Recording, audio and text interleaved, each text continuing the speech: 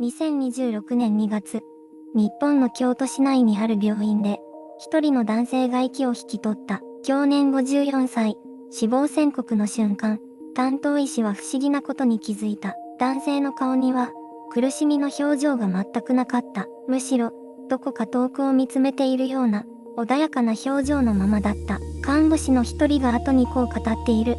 あの方は、何かに導かれるように行かれました。光の方へ、吸い込まれていくような感じがしました。死亡診断書には、心不全と記されていた。しかし、それだけでは説明のつかないことがあった。この男性は、死亡する3ヶ月前から、ある特定の心電図の異常を示し始めていた。医師たちはその波形を見て、首をかしげた。なぜなら、全く同じ波形の記録が、過去23年の間に、同じ住所から来た患者のカルテに繰り返し残されていたからだ。同じ住所、同じ波形、同じ死に方。その住所には、一軒の家がある。京都市内の静かな住宅街に立つ。一見普通の一軒家だ。しかし、その家の裏手には、古い墓地が広がっている。誰もが最初は気にしない。墓地の隣に家があることなど、都市部では珍しくない。しかし、23年という歳月の中で、その家の住人たちは、ある共通した運命をたどっていた。同じ季節に体調を崩す。同じ症状が現れる。そして、同じように行く。偶然と片付けるには、あまりにも一致しすぎている。医療記録はそれを静かに、しかし確実に示していた。では、なぜその家だけで、これほどの一致が生まれるのか。答えは、墓地の歴史の中に眠っていた。それが明らかになったとき、誰もが言葉を失った。この話は、ここから始まる。では、すべてが動き出す前の話をしよう。京都の北部に、古い住宅街がある。観光客が行き交う賑やかな通りから少し外れた、静かな路地の奥。その一角に、問題の家は建っていた。築40年を超える木造の一軒家。庭の向こうには、石塀が続く。その先には、墓地がある。隣接というより、ほぼ接している。石塔の影が、晴れた日には縁側まで伸びてくるほどの距離だった。2003年、田中誠一は、その家に引っ越してきた。当時42歳、建設会社に勤める。至って普通の会社員だった。妻と、小学生の娘が一人、3人家族にとって、この家は手頃な価格だった。墓地が隣というのは、少し気になった。しかし、静かで、日当たりも良く、職場にも近い。それで十分だと思った。最初の数年は、何も起きなかった。娘は近所の学校に通い、妻は近くのスーパーでパートを始めた。誠一は週末になると庭で野菜を育て、休日には家族で出かけた。ごく普通の、穏やかな暮らしだった。変化に気づいたのは、引っ越しから5年が経った秋のことだった。誠一は急に、夜中に目が覚めるようになった。最初は仕事のストレスだと思った。しかし、その、目覚め、には、奇妙な共通点があった。必ず、午前3時ちょうどだった。例外はなかった。1度や2度なら気にしない。しかし、それが毎晩続いた。目が覚めると、部屋の空気が重く感じられた。体が動かしにくい。呼吸が浅くなる。そして、窓の外に視線が引き寄せられる。墓地の方角に、誠一は、それを妻には話さなかった。心配させたくなかったからだ。ただ、手帳にメモするようにした。日付、時刻、その時の状態。後にその手帳が、医師たちの目に触れることになるとは、この時誰も知らなかった。2016年の春、誠一は職場の定期検診を受けた。結果は、異常なし。しかし担当医は、心電図の波形を見て、首をかしげた。少し、気になるところがある。その言葉が、すべての始まりだった。検査を重ねるうち、医師たちはあることに気づく。誠一の体に現れていた変化は、この家の過去の住人たちにも、全く同じ順序で現れていたのだ。次回、誠一の意識は、肉体の外へと出ていく。誠一の意識が、最初に、ずれた、のは、2025年の秋のことだった。深夜、ふと目が覚める。体が、動かない。天井を見上げたまま、瞬きもできない。そして、気づいた。自分が、布団の上ではなく、天井の近くに浮いている。下を見ると、横たわる自分の体がある。白い顔、静かな呼吸。まるで、死んでいるようだった。IMG。天井から見下ろす視点の部屋。布団に横たわる人物のシルエット。深夜の薄暗い光。恐怖よりも先に、不思議な静けさが訪れた。音が消えた。時間が止まったような感覚。その静寂の中で、聖一は、何か、の気配を感じた。部屋の隅。墓地に面した窓の側。そこに、何かがいる。形はない。しかし、確かにそこにある。聖一はその、何か、に向かって、声をかけようとした。しかし声が出ない。口が動かない。意識だけが、宙に浮いたまま、それを見つめ続けた。IMG。窓際の薄闇。外の墓地がぼんやりと見える室内。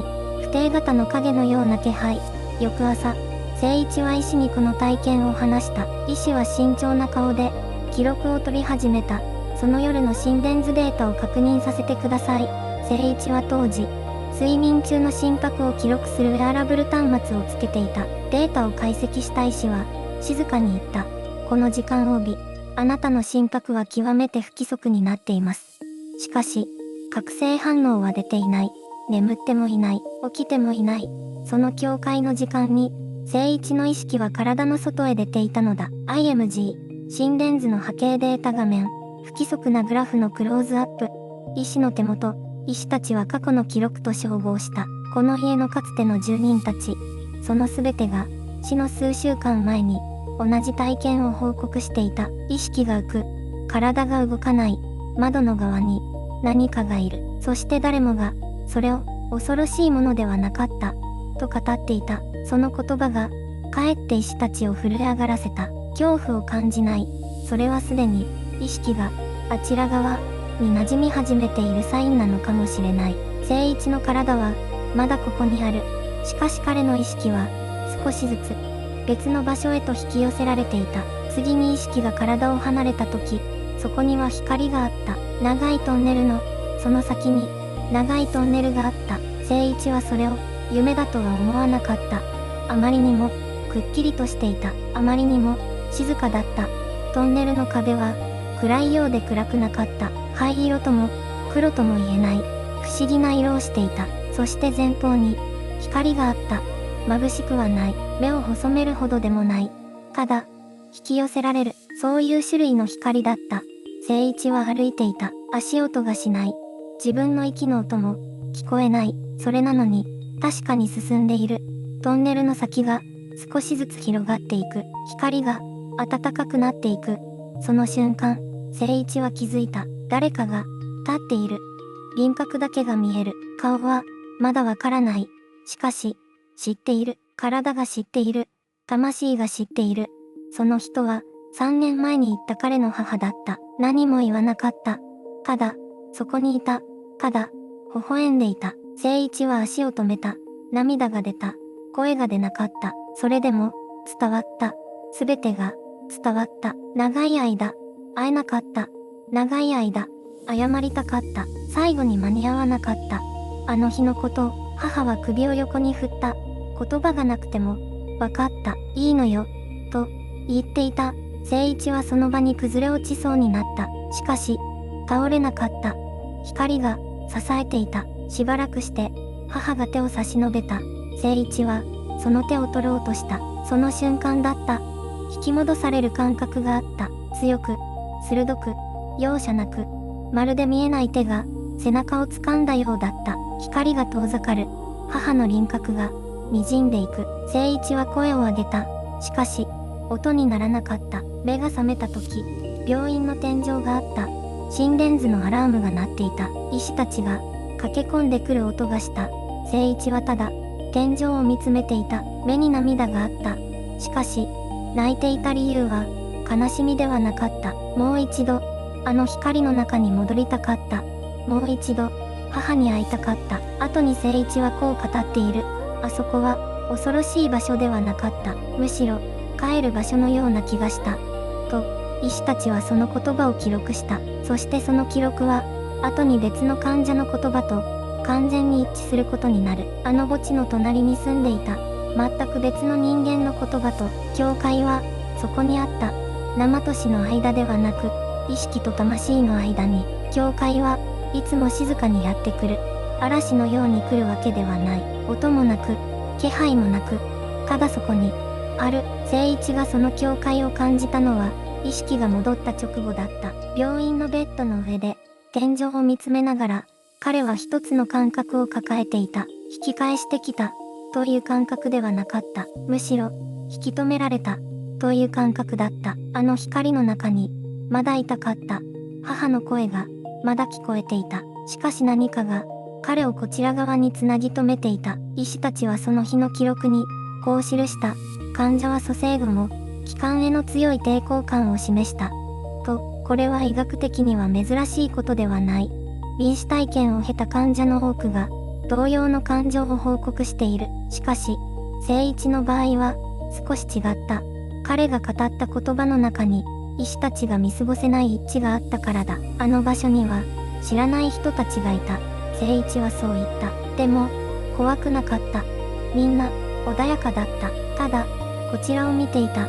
その言葉を聞いた担当医は、手を止めた。なぜなら、その言葉を、以前にも聞いたことがあったからだ。全く別の患者から、全く別の時期に、しかしその患者もまた、あの墓地の隣に住んでいた人間だった。境界とは何か、生と死を分ける線、とよく言われる。しかし聖一の経験は、それとは異なる何かを示していた。意識がある側と、魂が向かう側、その間に引かれた、見えない一本の線。彼はその線の上に立ち、どちらへ進むかを問われていた。あの墓地に眠る者たちは、かつてその同じ線の上に立ったはずだ。そして、帰らなかった。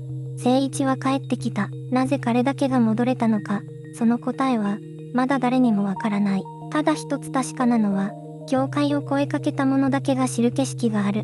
ということだ。そしてその景色を見た者たちは、皆同じ言葉を残している。恐ろしくなかった。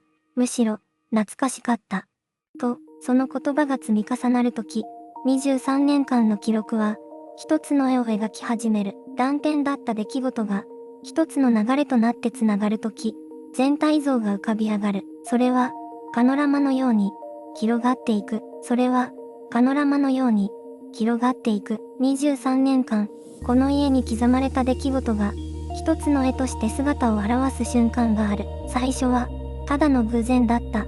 隣に墓地がある家。それだけのことだと、誰もが思っていた。しかし記録を重ねるうちに、偶然という言葉では説明できない何かが、浮かび上がってきた。住人たちは、死の3ヶ月前から、同じ変化を見せた。顔色が、静かに灰色を帯びていく。言葉が少なくなり、遠くを見つめる時間が増える。そして夜中に、誰もいない部屋の方を向いて、かすかに微笑む。医療スタッフが記録した心電図には、説明のつかない波形が繰り返し現れた。通常では見られないパターンが、この家の住人にだけ、死の直前に一致して現れる。それを初めて確認した医師は、記録用紙を手に持ったまま、長い時間、黙って立っていたという。墓地の歴史を調べた研究者たちも、同じ沈黙に包まれた。埋葬された人々の死因が、この家の住人たちの死因と、あまりにも一致していたからだ。同じ臓器、同じ経過、同じ終わり方。それは偶然の一致ではなく、何かが繰り返されているように見えた。少女と死者の間に、見えない橋がかかっているかのように。しかし、ここで立ち止まって考えてほしいことがある。境界を越えかけた者たちが残した言葉を思い出してほしい。恐ろしくなかった。と彼らは言った。むしろ、懐かしかった。と、その言葉は、単なる臨死体験の報告ではない。それは、生きてきた時間のすべてが、一瞬で眼前に広がる体験の痕跡だ。走馬灯、と日本語では言う。しかしそれは、ただの記憶の再生ではない。笑った顔、泣いた夜、後悔したことが、言えなかった気持ち、それらがすべて、判断なく、ただそこにある。善も悪も、正しさも間違いも、全部ひっくるめて、自分という一つの性が、そこに広がっている。そのパノラマを見た人間は、恐怖ではなく、懐かしさを感じるのかもしれない。それは、自分の人生が、ちゃんとそこにあったという、静かな確認なのかもしれない。23年間の記録が教えるのは、死の恐怖だけではない。生きることの意味が、終わりの瞬間にこそ、最も鮮明に見えるということだ。そしてその景色を見た者たちは、戻ってくる。この世界へ、それが、次に始まる話だ。戻ってきた。彼女は、戻ってきたのだ。医療スタッフが最初に気づいたのは、心電図のモニターだった。フラットラインを示していた波形が、かすかに、しかし確実に動き始めた。担当医は思わず声を上げた。戻ってる、戻ってきている。その瞬間、病室の空気が変わった。緊張が、驚きに変わり、そして静かな感動へと変わっていった。彼女が目を開けたのは、それから十数秒後のことだった。薄く、ゆっくりと、まるで長い眠りから目覚めるように、最初に彼女が発した言葉は、医療スタッフ全員の記憶に刻まれることになる。綺麗だった。ただ、それだけだった。担当医は後のインタビューでこう語っている。あの瞬間、私は医師として20年以上のキャリアを持っていますが、あのような蘇生を見たのは初めてでした。数値的には、戻るはずがなかった。でも、彼女は戻ってきた。心拍が停止してから、実に7分が経過していた。医学的には、説明がつかない。脳へのダメージを考えれば、意識の回復など期待できる状態ではなかった。それでも彼女は、鮮明な意識を持って戻ってきた。彼女が語った内容は、記録として詳細に残されている。広大なパノラマ、懐かしい顔、温かな光、そして、引き返す選択。まだ終わっていないと思った。彼女はそう言った。戻らなければならない場所がある。と感じた。医療スタッフの中には、涙をこらえるのに必死だった者もいたという。その後、彼女の体に何が起きたのか、検査結果は、すべての医師を沈黙させた。3ヶ月にわたって記録されていた心電図の異常が、完全に消えていた。あれほど繰り返されていた変化が、蘇生の後、跡形もなく消滅していた。担当医はカルテを何度も確認した。見間違いではなかった。確かに、消えていた。墓地の記録を調べてきた研究者が、この報告を聞いたとき、長い沈黙の後にこう言った。パターンが、終わったのかもしれない。23年間、繰り返されてきた死の連鎖。それが、この瞬間に、何かが変わったのかもしれない。しかし、話はここで終わらない。彼女が退院してから3週間後、あの家に、また変化が起きた。彼女が退院したのは、桜の散り祭だった。病院のベッドで3週間。それが、まるで別の人生だったように感じられた。家に戻った彼女は、まず窓を開けた。墓地の方角に向かって、以前の彼女なら、絶対にしなかったことだった。周囲の人間は、すぐに気づいた。何かが、変わっていると、表情が違う。声の質が違う。目の奥に、何か静かなものが宿っている。娘はこう語っている。母が帰ってきた時、怖いとは思わなかった。でも、知らない人が帰ってきたような気がした。臨死体験をした人間は、しばしばそう言われる。戻ってはきた。しかし、全部が戻ったわけではない。と、彼女自身も、それを否定しなかった。あの暗闇の中で、誰かと話した気がする。顔は見えなかった。でも声は聞こえた。何を言われたのか、と記者は尋ねた。彼女はしばらく黙ってから、こう答えた。もう、怖がらなくていい。と、その言葉の意味を、誰も正確には理解できなかった。しかし、変化は彼女だけに止まらなかった。家族全員が、何かを感じていた。夫は言う。夜中に目が覚めると、妻が縁側に座って墓地の方を見ていることがある。でも、怖そうじゃない。ただ、静かに見ている。それまで霊的なものを一切信じなかった夫が、この一件以来、毎朝仏壇に手を合わせるようになった。理由を聞くと、照れくさそうに笑っていった。なんとなく、そうしなければいけない気がして、隣人にも変化があった。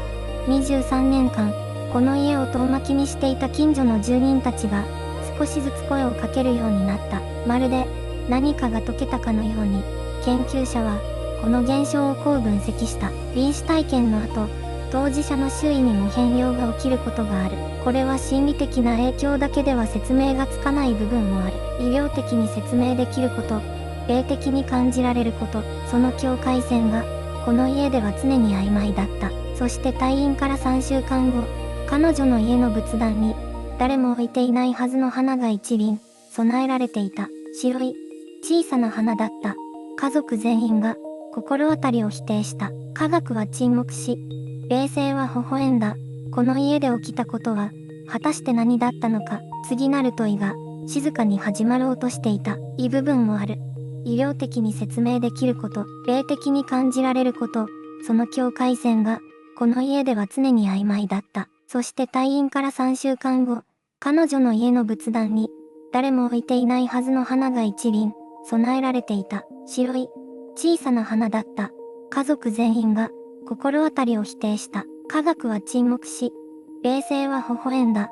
さて、ここで立ち止まって考えてみたい。この家で23年間にわたって起きてきたことを、私たちはどう解釈すべきなのか。科学の側から見れば、説明できる部分は確かにある。墓地に隣接した土地は、地下水の流れや土壌の成分が特殊であることが多い。湿度が高く、カビや有害物質が発生しやすい環境でもある。それが長期にわたって住人の免疫機能を低下させ、心臓や神経系に影響を与えた可能性は、医学的に否定できない。心電図の異常も、慢性的なストレスや睡眠障害によって引き起こされることがある。死の3ヶ月前から始まる身体の変化も、病の進行を示す臨床的なサインとして読み解けるかもしれない。しかし、それだけでは説明できないことがある。同じ病で亡くなった魂のパターンが、墓地の歴史と一致していたこと、住人が交代するたびに、同じ経過をたどって命を落としてきたこと、そして誰も触れていないはずの花が、